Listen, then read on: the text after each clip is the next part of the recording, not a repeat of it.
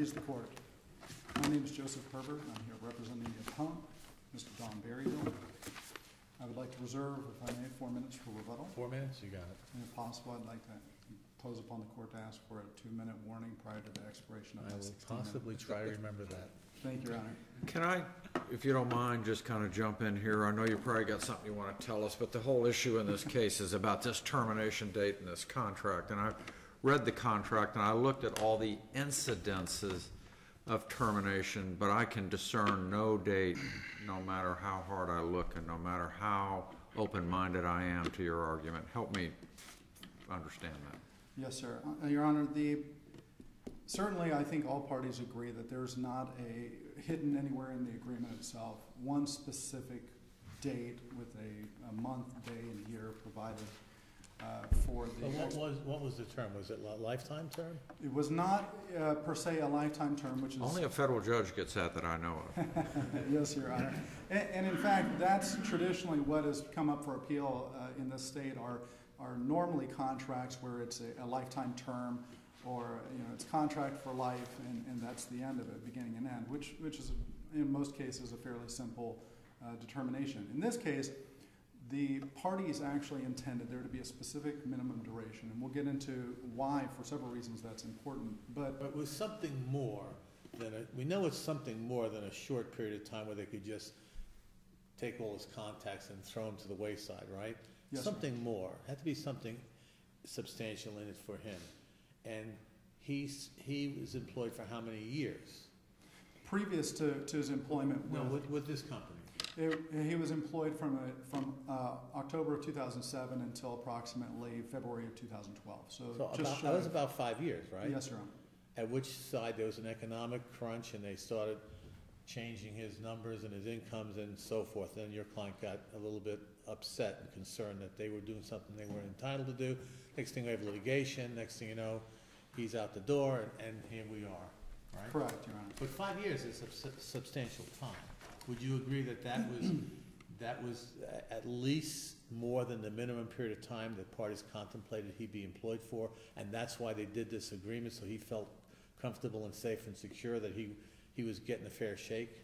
Well, Your Honor, I'm not sure that I would actually agree with that. I think it's a reasonable proposition. However, what I think from the terms of the employment agreement that we have on page 5 of the record, what the parties intended for a minimum duration is that as long as Mr. Berryhill was doing his job, the appellant was doing his job, and he was performing, and they did not have just cause to terminate him, then the contract should continue to exist and should continue to endure for his benefit. Well, that was Mr. Berryhill's testimony in his deposition. I don't recall the Brewers testifying to that. The Brewers testified that he appeared to be concerned about someone taking advantage of him. I appreciate the background because they're friends. They knew each other for years. And this wasn't really a formally negotiated deal. It was a casual conversation. Hey, Don, what are you going to do when you retire? He said, well, I got a few options and things like that. And he testified about a few offers. And he testified he believed he had a good reputation. He had name value. But he also testified very specifically that he did not ask for any assurance at all, that his main concerns were salary and benefits, and that he wasn't concerned at all that the contract did not have a duration or a time period at all. And then he sends an email in October 2011 when they're disputing his pay cuts and things like that, and acknowledges this agreement does not have a termination date, or there's no expiration date. We'll have to renegotiate that later. So we're charged with looking at the contract and the terms of the contract. Case law says we look at the surrounding circumstances, and if we can glean from here some type of duration or period of time for the contract, then we can find that it's enforceable. But here, this appears to be a contract whereby they tell Mr. Berryhill, these are the reasons we could terminate you, or the reasons you could leave. There's no term of employment in here at all. And all the cases that you cite all have a definite term in them. Every case, Murray, Ingves, Raytheon, all those cases have a definite term. You cite Chandelier. That doesn't have a definite term, but Mr. Chandelier obviously had some miracle plant food. He sold his company, and the contract itself expressed that in there. Given his vast knowledge and his expertise in plant food, et cetera, and selling the company and his obligation to be employed here, the court did find that enforceable. My question is, Mr. Berryhill had the ability to negotiate any terms into this contract that he wanted, but it's not here. So it seems as if you're asking us to write terms in here to find it enforceable. Help me with that. Yes, Your Honor. In fact, I think Your Honor rightly points out that an analogous circumstance was presented in the Chatelier versus Robertson case from this court, where essentially, rather than a miracle plant formula, essentially what we're looking at here was a conveyance of a book of business or a cachet in the industry, where Mr. Berryhill was agreeing to come on board, and essentially, even though he said that he was not concerned with a minimum duration, it was clear that he was negotiating contracts that were similar, as the court pointed out, and that he had opportunities to engage in other contracts that he gave up in order to come on board. And despite the fact that Mr. Berryhill, who was an easygoing guy, said that he wasn't concerned with the term of the agreement, it's clear that that came up in conversations with Angie Brewer Associates, the appellee, because Mark Brewer and Angie Brewer both testified about the fact that they wanted to make Mr. Berryhill comfortable, that they were aware that, in Angie Brewer's words, what any engineering firm would have done in similar circumstances was bring him on board, allow them to mine his contacts, to use his name value in the industry, and essentially use that up and then cast him out on the street. And Mark Brewer testified that even a period of 6 months would have been too soon, really, to have a minimum term of the employment contract. Well, according to Mr. Berryhill, the offers he gave up were less money than what ABA paid him.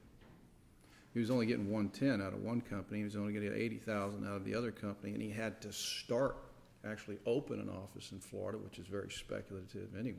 He had to start an engineering business. I mean, ABA was an ongoing concern. So the offers he gave up were less. Absolutely, Your Honor. Although some of the offers, including, I believe, the Donovan Baskerville, included potential stock options and other things that it's difficult. It's not in the record, so it's difficult for us at this point to imagine what his potential income could have been. But really, from the standpoint of the case law, the court goes back and weighs the consideration the way the parties weighed them at the time. Clearly, even though the parties, maybe from this point looking backwards, may question the consideration that was given on either side at that time because of the economic downturn and the way that affected the businesses.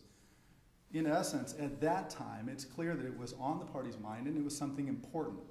And if it was something important to the parties at that time, then it was valid consideration.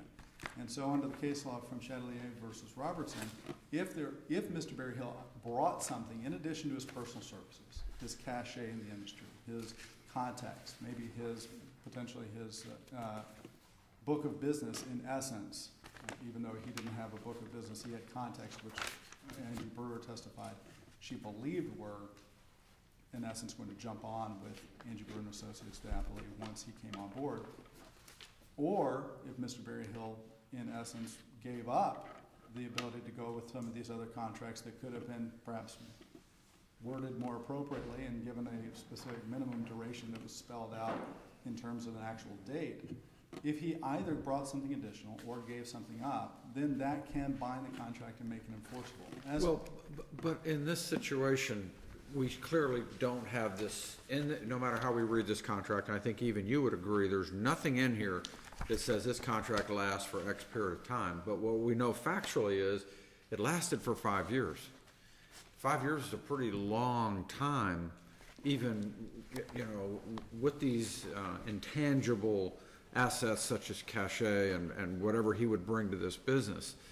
So it's difficult to see that even in the absence of a clear termination date, and even in light of the argument that you're making, how he wasn't treated fairly. Well, Your Honor, I think the way to reach a fair resolution there is to say that I think it's not arguable in the record that none of the 7 specific instances of termination that were provided for in the contract agreement occurred prior to either the changing of his compensation terms or even as of the date of his termination in February of 2012.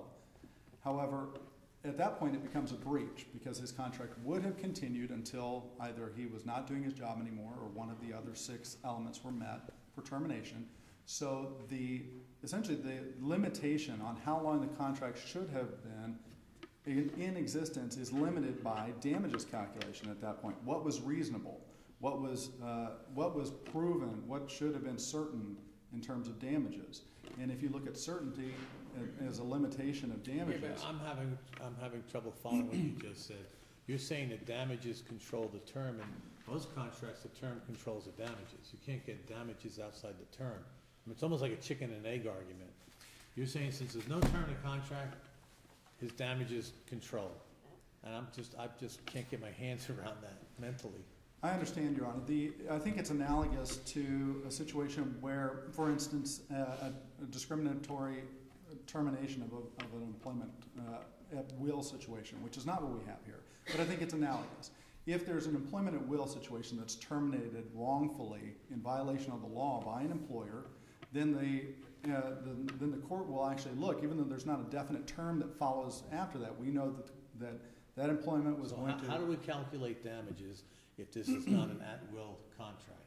That's not an issue that's before this court, but the trial court would determine them by having a hearing on damages to determine what the certainty was based on the relationship of the parties. I withdraw the question. I don't want to go too far afield. Understood, Your Honor.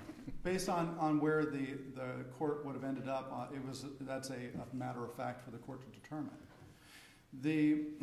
Which actually brings us to the second portion of my argument. We got sidetracked before I got to explain where we were going, but the second portion of the argument is in essence that even if the record is not sufficient to support either entry of summary judgment in favor of the appellant, it should support and must support the reversal of summary judgment in favor of the appellee.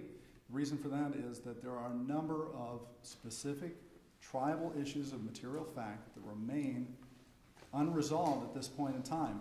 And those exist even if the contract has no definite term, and even if neither the circumstances or surrounding the interpretation of the document will lead to a definite term, or even if those circumstances will not necessarily lead to additional consideration binding the contract going forward. Those involve the amounts that were paid to Mr. Barryville, even assuming there was an employment at will situation, and even assuming that there was no enforceable contract at that time. There are still material issues of fact to be determined with respect to that. Whether there was any modification, for instance. The parties are not sure what Mr. Barryville was supposed to be paid, according to the record. Don't you have to find a contract enforceable before you get the modification? No, Your Honor. In fact, as this court... How do you modify an unenforceable contract? Actually, Your Honor, they would be modifying the employment at will relationship. An employment at will relationship is still bound by the same sort of rules of contract as an enforceable employment at will contract, except that there's essentially what would happen is that an employee would be told, we intend to change your pay, and either they have to be notified and they have to accept it by continuing to work there for a period of time afterwards. Didn't he continue to work for 3 years? He did. The question is whether there was an acceptance by that conduct. Because Cashed his checks. Right. He did cash his checks, although there are a number of emails, and I'm happy if the courts would like me to record cite No, for you can just number. do a general argument. They're also listed in the brief, which there were a number of emails starting just a month or two after the April 2009 purported first modification of Mr. Barryville's contract. From that period, there were emails throughout the period of time until November, December of 2011 discussing what Mr. Barryville thinks he was supposed to have been paid versus what he was actually paid. So, I mean, if someone is, for the purpose of argument on point 2, are you conceding that this may have been a contract terminable at will? No, Your Honor, this would be an alternative argument. If this court believes that... I meant for purposes of point 2. Yes, okay, alternative argument. So if you make the argument that even if it's a contract terminable at will, that modification has to be bilateral. Yes, Your Honor. In fact, well, at least there has to be a notice and it has to be an acceptance of that. And if for instance, if the behavior and statements of the appellee indicated that, first of all, they weren't sure what of the two versions of the proposed amended Schedule A that included compensation amounts, by the way, the two were materially different, included different terms and different amounts. If they're not sure which one they gave him, and they're not sure how much they were supposed to have paid him, then how could Mr. Barryville have accepted a modification of a certain amount? We have no idea what was actually proposed to him and what he actually accepted. There was disagreement throughout the term of the employment between the parties as to what Mr. Barryville was supposed to be paid versus what he actually got paid. The appellee testified that it was actually, in retrospect, surprised at what it actually paid him, was not sure under the terms of the agreement whether there was a modification in April 2009 and a later modification back to that same rate. This is your 2-minute warning to your 2 minutes. Yes, sir. Thank you. In essence, even if there was an employment at will situation for purposes of this second agreement, I'm sorry, Your Honor, I had my balance back up That was your there. own warning. He's checking up on me. From this court's decision in Martin v. Golden Corral Corp., which was a 1992 case, found at 601 Southern 2nd, 1316, the basic contract principles govern modifications to at-will employment contracts. The party asserting the modification must prove notice of the change and, number 2, acceptance of the change. So therefore, they must provide notice of the actual change, not we're going to make a change and we're not sure what it is. We have to provide notice of what the actual change is and show that there was acceptance of that change. But wasn't he provided with notice at a meeting in April? Your Honor, that's what I was referring, yes, but the problem with that is that the appellee is not sure what notice it provided him. It provided him perhaps one of two different proposed modifications that are materially different. So as we sit here today, That's April 2009, right? Yes, Your Honor. Okay, and then he is employed through 2012. Yes, Your Honor. And for that period of 3 I did not years, accept it. for that period of 3 years, there are a multitude of correspondences between the parties that illustrate that there was a clear misunderstanding between the parties of what Mr. Berryhill, the appellant, was supposed to be paid versus what he was actually paid.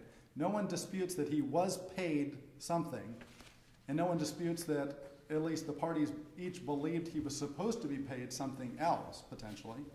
We just don't know what the actual terms were that were proposed and what was accepted. And for purposes of summary judgment, if the record reflects the existence of any genuine issue of material fact, or even the possibility of such an issue, or if the record raises even the slightest doubt that an issue might exist, summary judgment on behalf of the appellee is improper. And that's a holding from Christian v. Overstreet Paving Company from this You're court. into your rebuttal now. You can keep going if you'd like. No, Your Honor, I think from that standpoint, we believe that it's clear that tribal issues of material fact exist even in absence of an enforceable employment agreement. But we believe that there was an enforceable employment agreement, either through its own facial or circumstances related thereto, or through additional consideration. Thank you, Your Honor.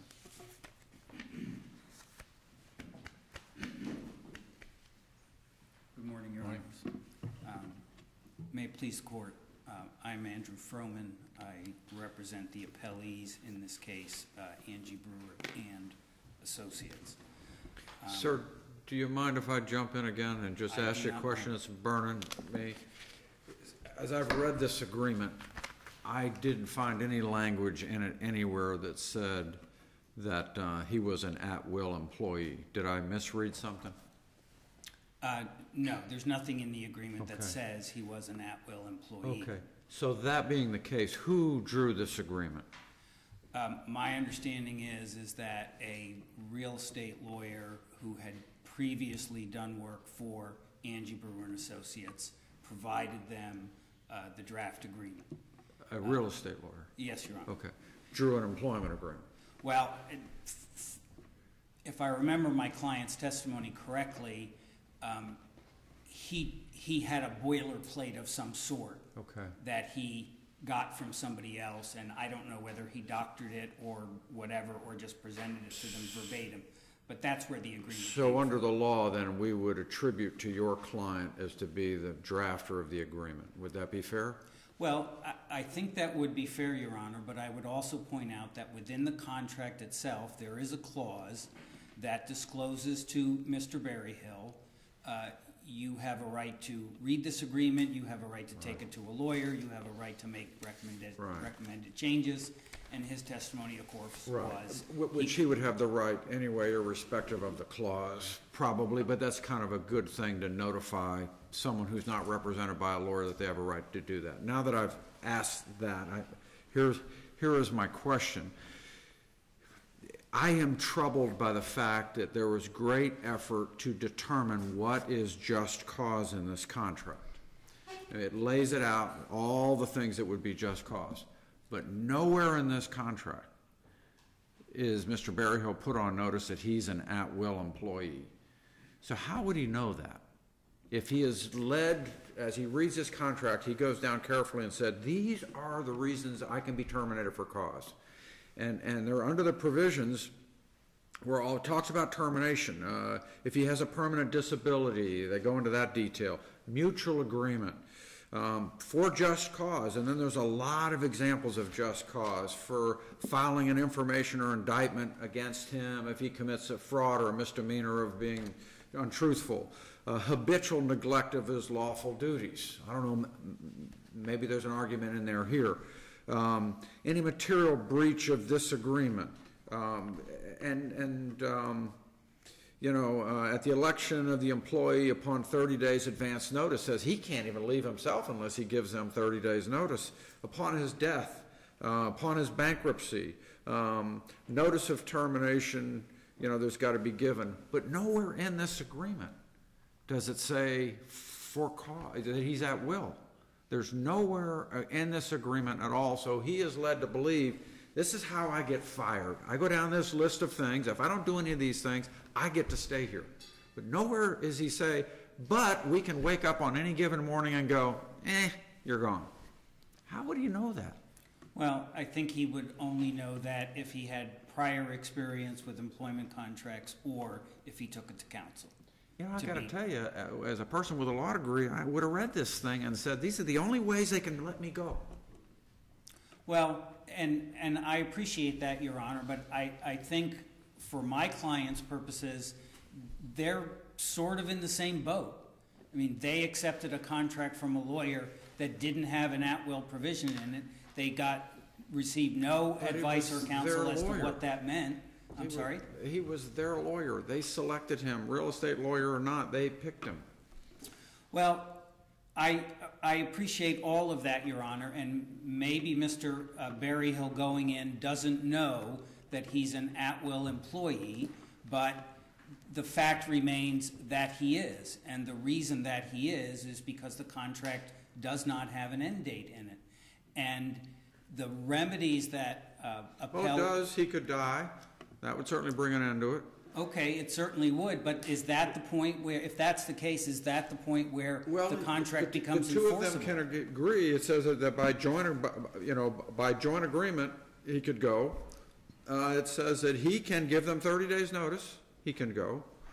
But those, Your Honor, those are all contingencies that have to be arrived at some point down the road. So the entire time that they're in this agreement, until any of those 6 or 7 contingencies happen, it seems to me that under Florida law, it's not an enforceable employment agreement. But supposedly the whole purpose of this agreement was to give him comfort that he would not leave the state of Florida employment with his cachet and reputation, come to a place that could wake up 3 days later and go, didn't work out, you're fired. That's the whole purpose given behind why this was drawn up. Yet at the same time, you're telling me, because it's at will, that's literally what the Brewers could have done on any given day, in which they ultimately did do. Well, it is what the Brewers could have done, but it is also worth noting that they did not. This concern about him being kicked to the curb after 6 months was not their concern. It was his concern. Where did 6 months come from? Is that just an example? I think that was just an example from Okay, just an example, from because- Mr. Brewer's Because testimony. Yeah, I don't know that we'll ever know what their meeting of the minds was on what was a fair. I mean, you heard me argue that 5 years was a pretty long time, you know, and should be fair. But I don't know. Fair to me is not necessarily fair to you or anybody else. So I don't know what was in their minds. Well, and the other thing that I think is worth pointing out, Your Honor, is that at any point in this relationship, they could have said, "You're not performing. We're going to let you go." They didn't do that. They gave him opportunity after opportunity after opportunity. But they would have, to under perform. the agreement, that would have been just cause. And they would have had to have gone through these specifically detailed things in the agreement, what qualify for just cause. And I don't know factually, I mean, he didn't get charged with any indictment. There was No, Your Honor, I don't know none if there of was those- habitual neglect of lawful duties. From No, what none of I read, those- that was not the case. He was even doing things that he didn't think he should do or didn't like to do or didn't think was part of the deal, but he did them because he felt that he was supposed to. Well, and the other part of that, Your Honor, is that by doing those other things, which were specifically created by the company in order to generate additional income to make up what they had had to cut from the initial employment agreement, he accepted all of those. He did all of those, and he reaped benefit from all of those. So in terms of this question about whether he ultimately accepted or didn't accept, throughout the course of the agreement, which he testifies, by the way, I got the notice in April of 2009. I didn't like it. I told him I didn't like it, but I kept on. And he also testified, and Mr. Mark Brewer testified, that at that point they began to create other companies that could do other kinds of work, that could take advantage of his engineering degrees and his engineering background and generate additional income. He accepted all of those assignments. He accepted all of the income that came from those assignments. So it's not just a matter of, did he have notice? Yes, he testified he had notice. If you want to look at what was his acceptance, it wasn't simply just staying. He stayed and he did all that additional work for different companies that were not part and parcel of that first contract. He took all those. He did all that assignment. He did all that work, and he was compensated for it. What is commendable, it seems like the parties on both sides here did try. Well, absolutely, Your Honor, I would agree with you that they both tried. And I know that counsel for the appellant has pointed out that there were these emails where there were discussions about, when is my money going to be made up? Sometimes he's talking about benefits because there was a mistake in the benefits. They stopped paying him the benefits, health insurance. He pointed that out to them. That was the first mistake. They corrected that. But now I've lost my train of thought. But in every instance where there was an opportunity for them to try to create work, create new opportunities, he accepted those and he followed through on those. And his other testimony was he never had any clear understanding from my clients. He never had a clear statement from my clients that they were going to make up the lost money. His testimony throughout, and it was pointed out in our brief, I assumed. For the next 2.5 years, he kept assuming that something was going to happen with his pay. In August of 2010, and that's in the record, something did happen. His original base pay was brought back up to where it was under the original agreement. He accepted that as well. He testified to the fact that he accepted that as well. Well, a lot of harsh realities came out of the recession. A lot of people were hurt, and this is just another example of struggles that people went through. Well, I would agree, Your Honor. The other point, two other points I wanted to address in terms of this business of his cachet or his name recognition. I think the only fair way to read that testimony that's in the record from my clients is this was not our concern, his cachet or his name recognition. It was his concern. And so we wanted to make him more comfortable with his concern, and that's why we gave him a written agreement. But when you go back and look at, the case law that would allow for that to be additional consideration would have to mean that Mr. Berryhill was doing something over and above, or he was bringing something over and above what the original agreement called for.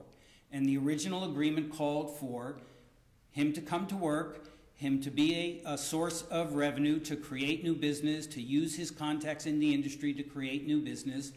And then when it did go south, in his initial complaint, in his first amended complaint, in his second amended complaint, nowhere does Mr. Berryhill make this argument of, okay, I have a contract with no end date, but I still think it should be enforceable because I brought additional consideration. He doesn't bring that up until we're in front of the trial court on the arguments on the motions for summary judgment. And then for the first time, he makes this argument, additional compensation, additional consideration. But in his complaint, he points out the things that he believes that he was hired to do, and he calls all of them. I think he lists 5 different things he's going to do. One of them is go get new business. Another is be the liaison with the state. Another one is to research funding sources. Another one is to counsel clients about how to do better with getting state funding. And then in parentheses, he says, employment services. These are his employment services. So I think under the case law, that definition that he provides in his complaint, and it's the same in the amended complaint and the second amended complaint, it's a personal services contract. That's what it is. And in order to get beyond the personal services, he has to be able to show that whatever this name recognition or cachet was, that somehow turned into additional consideration. And does any of that really matter, though? We have an agreement that we're supposed to understand and construe, and we understand where the parties take a difference of opinion. Aren't we really just trying to figure out what this agreement means? The cachet part of it's an interesting conversation and maybe some helpful background, but it's like you say, it's not in the agreement anywhere. Well, I would agree, Your Honor. It just seemed to be an important part of the appellant's brief, and so I wanted to address it. The other thing that I wanted to address, and I know that the court has already raised the question, is this modification. Do you need to have a modification when you don't have an enforceable contract? And my position would be, no, you don't. The issues of an agreed modification only result if you have an enforceable underlying agreement. In this case, we don't. In this case, we believe he was an at-will employee. And once he's at will, the case law is, there's some case law that doesn't talk about acceptance. There are a couple of cases that we cited that only talked about you've got to give the employee notice. Argument's sake, we'll take appellant's cases that it says in an at-will relationship, you need to have notice and you need to have acceptance. And my argument is, based on all of the different kinds of things that's in the record that the employer tried to do to generate revenue and generate income to Mr. Berryhill, he accepted all of those. Every single one. So the position, your position is that this is not an enforceable agreement because there's not a clear termination date, yet there's not a clear termination date because your client drafted this agreement and Mr. Berryhill stuck with your client's inartful drafting of this agreement.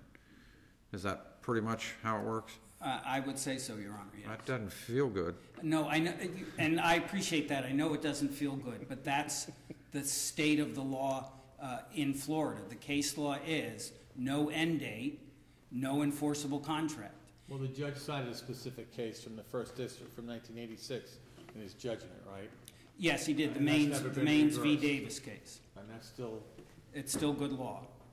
And even in the as His Honor Judge Sleet pointed out, the Maines v. Davis case, the Theon case, the Inguinez case, all of those cases, there's a great deal of argument about how you're going to interpret whether there was an enforceable agreement or not, but every single one of those cases had a beginning and an end date. And But so, do those same cases, though, have contracts in them with a highly detailed termination for just cause? I don't know the nature of the detail, Your Honor, but there are, within those cases, discussion of how the party, how the employer, if they choose to, can terminate. And yes, there are descriptions and definitions of what would amount to just cause. There are similar terms as there are in this agreement, which I think, frankly, is where the real estate lawyer came up with them in the first place. But the things like 30-day notice on the part of the employee, or if he becomes disabled, or if he decides to retire. They exist in many of these contracts. But the distinguishing feature between all the case law that appellant relies on and this case is there is no definite term or duration.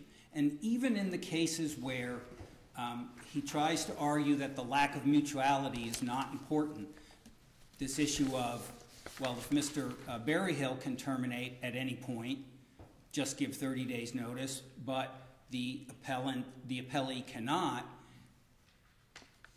it's no harm, no foul, and the appellant can still enforce that agreement. But in each of those cases that the appellant relies upon, each of those had a definite term within them as well.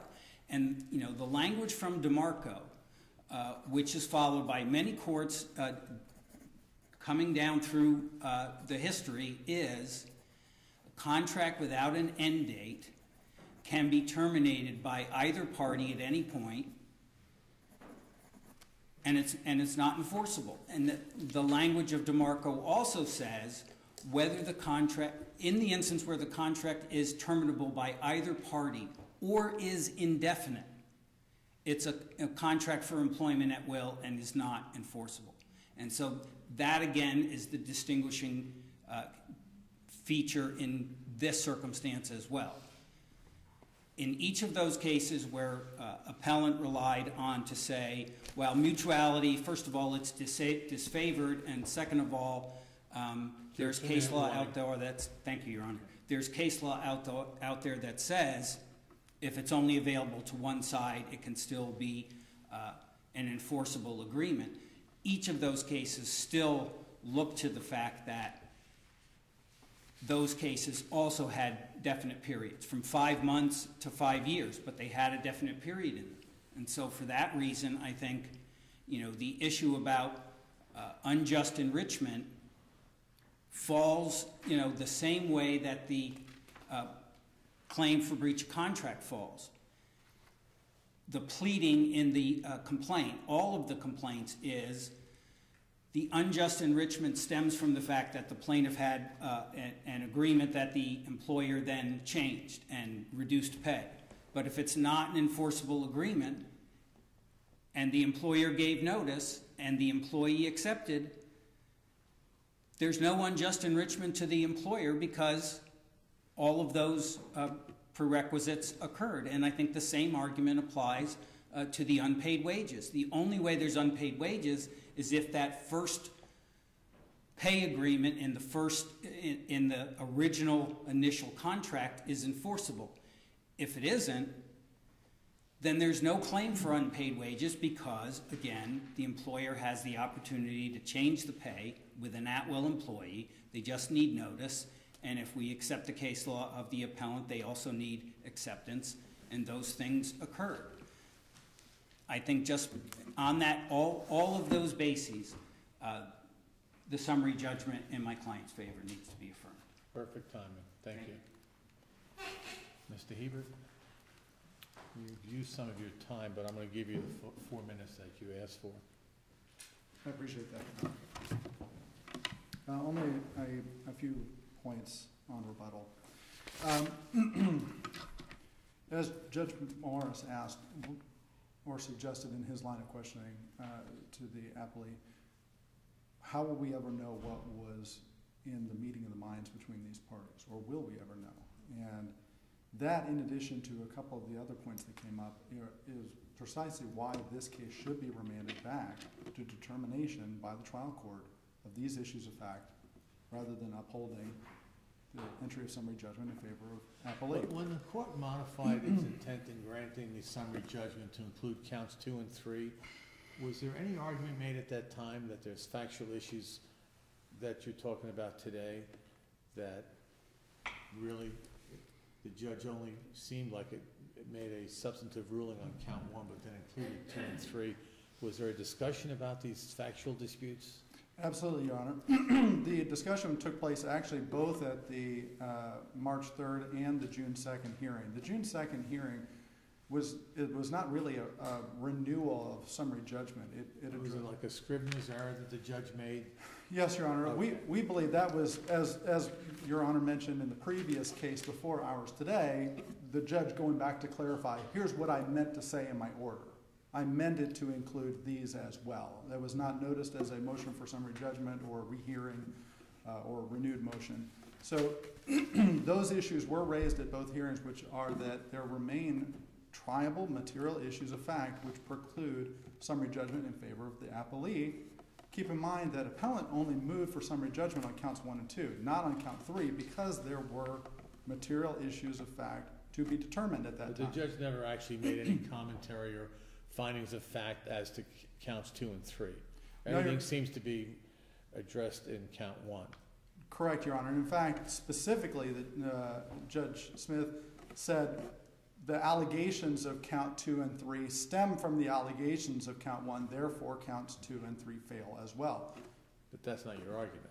Correct, and in truth, the count 1 is for the breach of contract. Count 3 is for unjust enrichment. They can only exist, as this court knows, in the absence of the other. Therefore, the same allegations may not give rise to an enforceable agreement. They absolutely can give rise to an unjust enrichment claim. And just because the allegations do not prove an enforceable employment contract, that's exactly when the unjust enrichment count kicks in. And those issues have not been determined. How did you rebut the evidence of no unjust enrichment? How did you rebut that? Your Honor, we provided record citations to the testimony of both of the principals of the appellee, which indicated a number of emails and correspondences, as I mentioned and alluded to in this case today in the appeal level, which was that there were a number of issues that remained outstanding. What was proposed? But unjust enrichment is based on the salary that was agreed initially, correct? That was attached to the contract. Correct, Your Honor. Or if that salary was modified at some point. I think the idea so far from appellee's side is that the employment at will situation is you get what you get, essentially. But under Martin v. Golden Corral Corp., that's not what you get in an employment at will situation. An employer can't, just because its pay is in a very convoluted way, as this case it was paid from various outlets, various amounts, and the business. You're out of time. I'm going to let you finish your answer, okay? Thank you, Your Honor. And there were various businesses that were paying Mr. Barryville. We've got to figure out at the trial court level what he was supposed to have been paid, and did he agree to those changes? Even though he was getting paid that whole time, those still remain unresolved issues of fact that must be determined. Thank you. All right, thank you. Well done, gentlemen. Thank you. Thank you, Your Honors. Ready for another? You okay? Yep. We're going to go on to the next case, was in